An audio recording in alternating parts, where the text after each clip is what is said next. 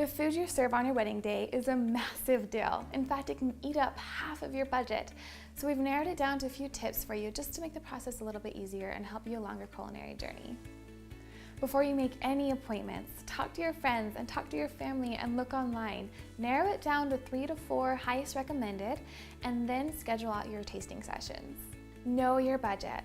There's really a catering option for any budget, but you want to save yourself some time and aggravation by being aware of what your food and overall budget is before you even start looking.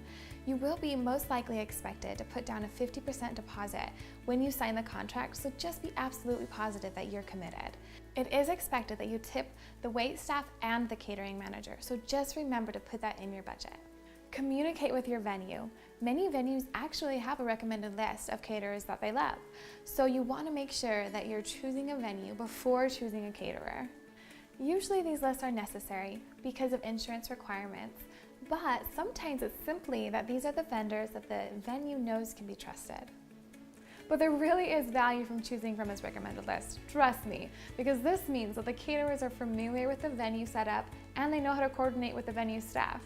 But if you are having trouble choosing from the recommended list, don't stress, just communicate it with the venue manager. Clear communication is key. You may have special catering needs, so if you want a vegetarian menu or you have any allergies or ingredient concerns, just be sure to communicate it with the caterer before the tasting session.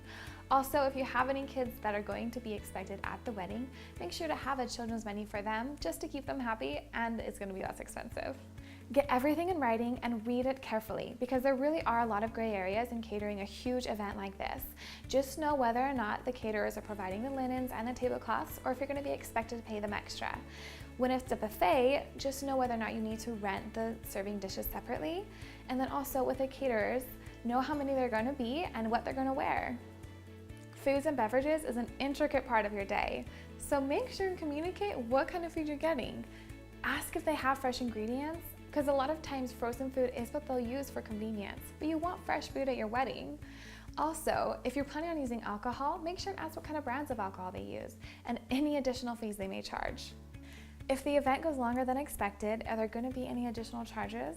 Also, if there's any linens lost, who's expected to pay for them? There are a lot of details to consider, but you just don't want any surprises at the end of the night.